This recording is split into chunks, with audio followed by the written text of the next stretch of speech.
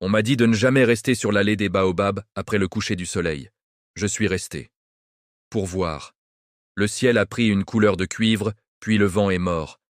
C'est là que j'ai compris mon erreur. Les ombres des baobabs ont commencé à bouger. Pas comme elles auraient dû.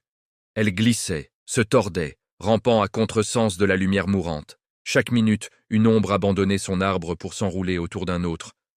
Les anciens disent que des esprits sont liés à ces racines. Un craquement a secoué la terre sous mes pieds, comme des doigts qui grattent. J'ai fait un pas en arrière.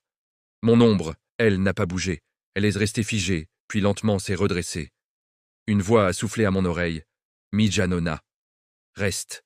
La nuit est tombée d'un seul coup. Et toutes les ombres se sont tournées vers moi. Ce matin, ils ont retrouvé ma lampe à pétrole, encore allumée.